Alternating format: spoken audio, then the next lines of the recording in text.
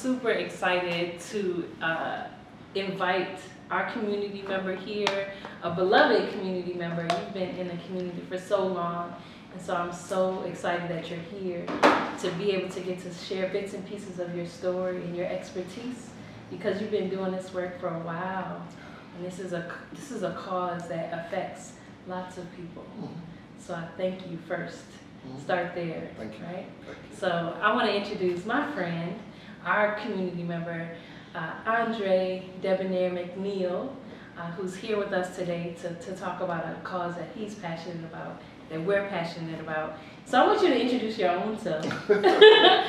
Introduce yourself and tell the people why you are committed to this particular topic. Ooh, okay, so I'll start with the introduction. Andre Debonair McNeil, the name Debonair comes from a high school club I was in back in Chicago at Simeon. But it became a part of my life as I started doing comedy at the Riverview. And the promoter was like, I need a name. I was like, well, my name is Andre McNeil. He's like, that's not funny. He's like, Dr. Dre's taken. What else? What else? What have you been a part of? What are your affiliations? And I said my high school club name. He was like, that's it, Debonair Dre. Mr. Debonair Dre. And we went with that for a while. And I dropped the Mr., I dropped the Dre, and it's simply Debonair. Okay. So I am the CEO of Bachelor Boy Entertainment. I am the CEO and owner of First Fridays Twin Cities. I am the founder and owner and executive director of the Doorstep Foundation, my mentoring group, where I have boys and girls mentoring groups in Anoka, Ramsey, Hennepin, and Dakota County. Okay. So, you're out here. Yeah, I'm out here. I just left some boys, getting them fitted for their first time in slacks and a custom shirt for an event next month that I want them to participate in. So. Okay. So you're really doing the work, Andre. And so I want to talk to you about your younger self, right? Okay. So tell me about your thoughts around domestic violence, or even your experience with the topic as the younger Andre. Domestic violence was in my home. It was above me. It was under me, as we stayed in a two-flat that my family owned. So my dad and my mom went back and forth about some things over the years. My uncles upstairs and their girlfriends, downstairs my auntie and her husband. When my auntie moved out, my cousin and her husband. When my cousins moved in upstairs with my uncle, their boyfriends. I myself, not having the proper tools, have perpetrated and played a part in active domestic violence once or twice myself. Took me to go to anger management 3 times before I really got it, because by then I realized and was able to admit that I had a problem and wanted to do something different. So I bought in, I leaned in, I learned, I walked through, and I've evolved. And since then, I've actually have facilitated domestic violence classes for young adults to this day. And I teach it as part of my mentoring group as well. Being in control of your emotions. I don't use the term anger management, and I think we need to get away from that term, because anger is an emotion we all feel. You stub your toe, you get angry, right? It's really learning to control your emotional intelligence, because love misplaced can be a deadly weapon. Absolutely. So it's really just not about anger. It's about being able to identify, not be numb to your emotions. That's good. And I think that is a message that lots of young men, young women should definitely hear. Young and old. Right? Young and old. Right. It doesn't matter, right? Black or white, young or old. That is a message that we need to instill in our people for sure. Can you talk about, because you talk about your journey from seeing it in your home to becoming it, and now, the people may not know, but you have experienced a tragedy that hit closer to home, right?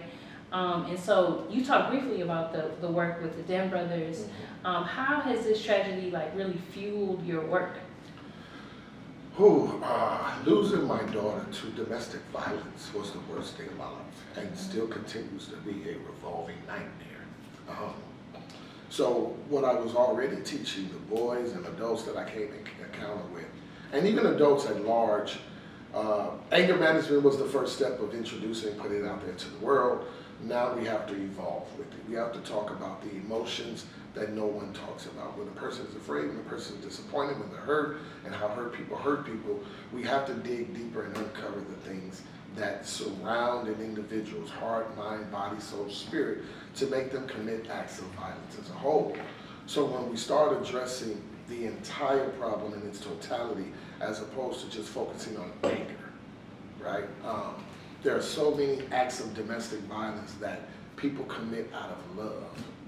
He knows I love him, that's why I bust his window. She know I love her, that's why I bust her head.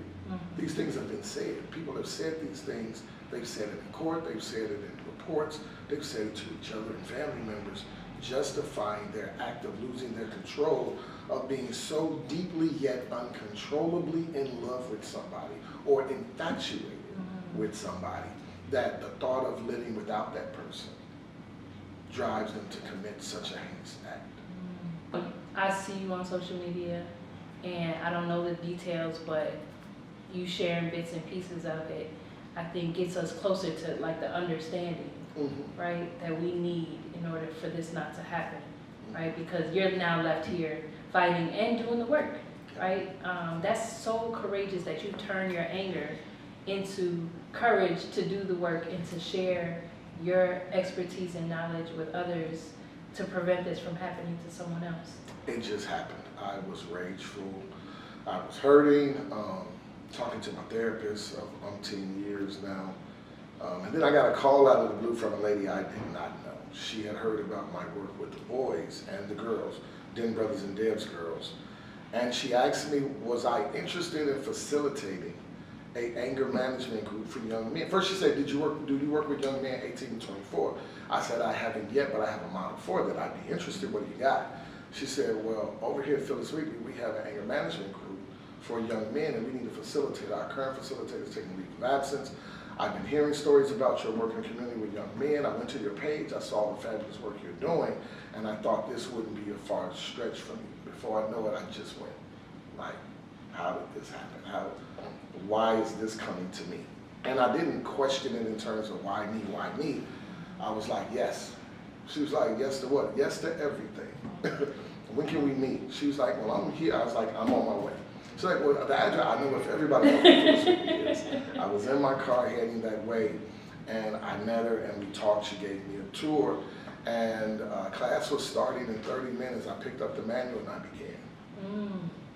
I had 2 groups, and I told them my story of anger management 3 times. I told them my history on the streets of Chicago, my failed relationships, intimately and personally, my failed relationships professionally and in the workplace, due to having all of this trauma, all of these things inside me that is in our DNA, it's in our soul, it's in our heart, it's in our head, and so that's my next question though. Like what? So this series is called Nuance, right? Okay. And can you talk about the nuance of being a black man in this world as it connects to domestic violence, as it connects to mental health? Ooh, we don't have enough time. Right. We don't have enough time. Just drop a little gem. I mean, you start with what a young man sees in his home or what he does not see. Not being nurtured in the proper way. Having, people say, oh, that person didn't grow up in a 2-parent household. You can still get love from one parent and grandparents and the village around you. But when you are getting lessons from an unhealed, hurt individual, those things transcend. It's just like somebody trying to tell you to touch the fire, and as a baby, you're automatically already drawn to it. Where most intellectual beings will say, stop, don't. If you're told, yeah, go ahead, you'll learn the hard way. It's the same thing with domestic violence. It's the same thing with anger management. It's the same thing with the lack of emotional intelligence. If the people around you are not healthy emotionally, it will trickle down to you as a child. And then you will carry that as a teen, as an adult. If no one is correcting you on your behavior consistently, but lovingly. So if it's always, every time you did something, you got a beating for it, and I use the term beating, that is going to draw something, it's going to put something in you and draw something out of you. That is going to come out one day on the playground, in the classroom, in the church, school, team, and in your relationships. So as a young man or woman growing up, any color, it doesn't even matter about the color at this point, but we're talking about people of color, black folks. When you already have a number of societal ills around you, you live in a food desert, you live in an urban community that is suffering from development, lack of education, over-policing, murder, gang, drugs, all of those things are stress factors that will compile on top of everything you already don't have. That's it. And then you will unleash it onto the public, you will unleash it in your workspace. That teacher that doesn't deserve it, that neighbor, that girl that just likes you, or that guy that just likes you, whatever that looks like. And if no one can sit down and have an intelligent conversation with you continuously, this is not a one-on-one class. I had you in here for 3 weeks, you're fixed, now go off into the world. It's continuous, and you have to see it in your entire village, just like the circle at this table we're sitting around. Community, work, family, friends. Everyone has to play a role in the social, emotional development, healthy development of each of us. We are connected and we are responsible for each other. That I am my brother's keeper is more prevalent right now than it has ever been. Right. And we're losing those things. We're losing those cliches that transfer into life skills and lessons on a daily basis. Yeah. So speaking of our village, right? You're an integral part of our village, right, Andre? And so I want to make sure that you can speak to the people they're watching, right? The YWCA is highly connected to a large network, and surely there are people out there that are experiencing domestic violence right now as we speak, and are watching and looking for a bit of hope. And so, what can you tell, like either families, young people? Maybe it's a mom, maybe it's a dad that's experiencing domestic violence on either end, right? What can you tell them to help deal with this, right? And to do something? And again, not enough time. Not enough time. The abbreviated Cliff Notes version. Yep. First of all, to the victims, tell as many people as possible. Tell every single person that will listen. Tell his or her side, tell your side, but talk to them and tell them the entire story as well. Because and don't get me wrong, there's no reason for anybody to hit anybody or do worse. But there's a start button, right? And we have to talk about that start button. And then you have to analyze if you're the victim, why are you still there? And if you're the perpetrator, why you need to stop. It's just that simple to begin with. Parents, you have to stay in tune with your kids as much as possible. Hard. Trust me, I know. Very hard. But you also have to listen with love. And you have to pay attention to the signs. Friends, stop making it okay. Friend, cousin, boyfriend, girlfriend, neighbor, ex-athlete. Oh, he was amazing in school. I can't believe he did that. Trust people when they tell you that the first time. And then start paying attention to the signs. And when you come to someone, come collectively. Come as a unit. You know, the village has a voice, and collectively together, it's louder, it's more powerful. It's seen and heard and taken in a different way than the individual. The individual who has no experience with domestic violence excuse me, may come off as attacking the perpetrator. And that only exasperates the situation. So he or she now runs home and continues to commit the act, or maybe even their place of business, or their school. You have to examine what kind of domestic violence it is and how best to approach it. And then don't approach it alone. Go as a unit, and again, tell more people. People act out less when they have proper eyes on them. But also, one of those eyes may be able to reach them. One of those eyes and mouths may be able to reach them even better than what you think you can. We think we have a hold on somebody when we've just been palling around with them. They've never really taken our advice. You know, we're not that trusted adult or that trusted friend in their life. So we gotta find their trusted friend, their mentor, that person that they look up to, and have a serious conversation with them, and then together go with them. And when it comes back to you, that's why I say go with them, so it doesn't come around full circle and then you cower down. Well, that ain't exactly what I said. Well, if I'm already in a domestic violence mode and I see you cowering down, you defeated the whole purpose. You know, so collectively, consistently, watch, talk, speak about it, even help that person get away. And it's not I tried 3 times, I'm not helping her no more. She's just gonna go back. Do you wanna be in my position? Do you want to be in my position getting ready to go to court to hope that the judge and the jury finds a man guilty of murdering your daughter? No, you don't want to be in my position. You want to scream at the top of your lungs consistently, because all you're doing is living in the meantime. So you don't get to take a break from saving somebody's life. Yeah. You know, I know it's taxing. It could wear you down as well. That's the reason why I say gather the village and keep eyes on that person consistently, both parties. What are you doing to get away? What are you doing to go in a different direction and get help? Because you have to pull those two apart, you know, because even sometimes when the abuser is trying to go get help, the victim sometimes follows for one reason or another. There's a number of reasons. The victim will follow, you know, and stay in that cycle, that vicious cycle. So you gotta pull those two apart somehow, some way. I don't have all the answers, I never will, but I know there's some things I wish I had done differently. I wish my daughter had spoken more about what was going on before what happened to her. But, you know, the bad part about it is, as much as I wanted to seek vengeance, because I knew people that I knew called me in Houston from my old days of not being such a nice guy on the streets. And was like, just give us a name, we can take care of it. And I'm like, I'm not living that life. That's it.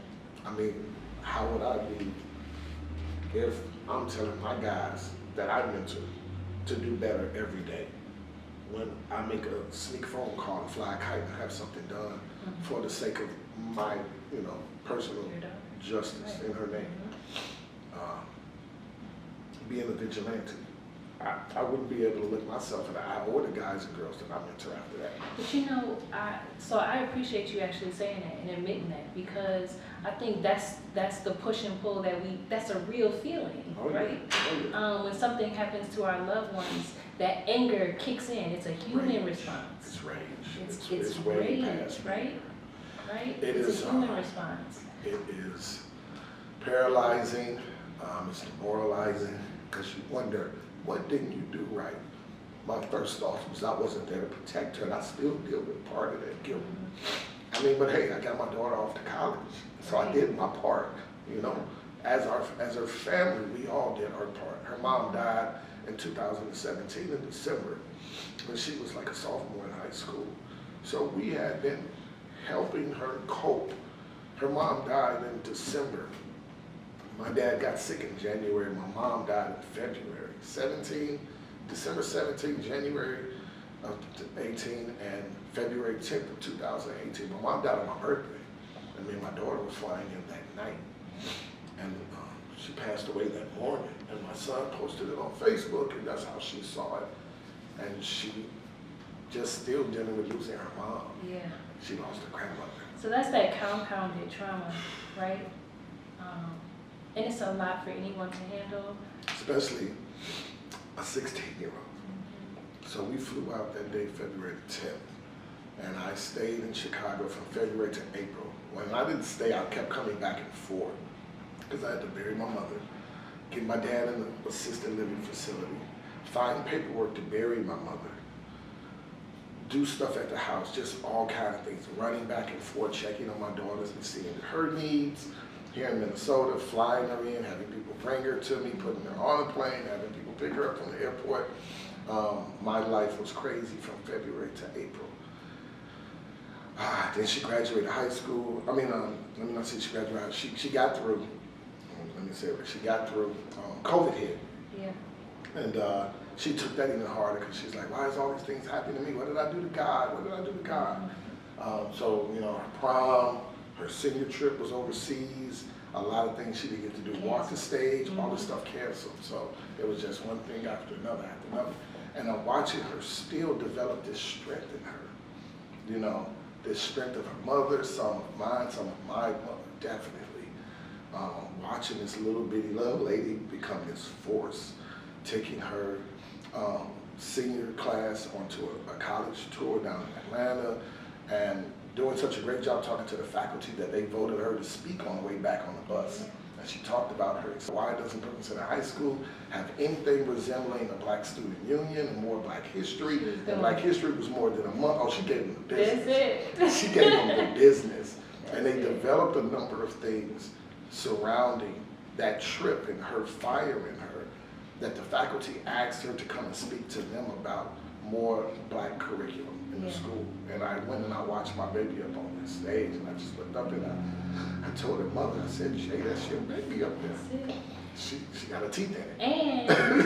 And as a result of her legacy, you have some foundation stuff in the works. Like, she has some scholarships and everything. So tell people about that, Roderick. The school loved my daughter so much that several of the teachers got together and they created the Anaja Griffin McNeil Scholarship. It's now called the Anaja Griffin McNeil Purple Heart Scholarship. Purple was a favorite color. Okay. So I just added that to it. So for the last 2 years, we have donated money. We have raised and donated money to send 2 college students to school. Both of those students have a connection to my daughter, the winners, the one that won, the 2 young ladies. Both girls have spoke about how my baby helped them overcome bullying and shyness. And one, she convinced to try for the cheerleading team after she saw her dance, didn't even know her. They have been telling me such amazing stories about my daughter.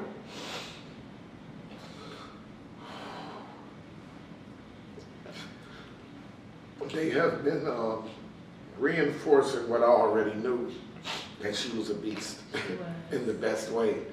So every year we do a number of events. We ask for donations to give a deserving student that wants to go to a HBCU money in their hands.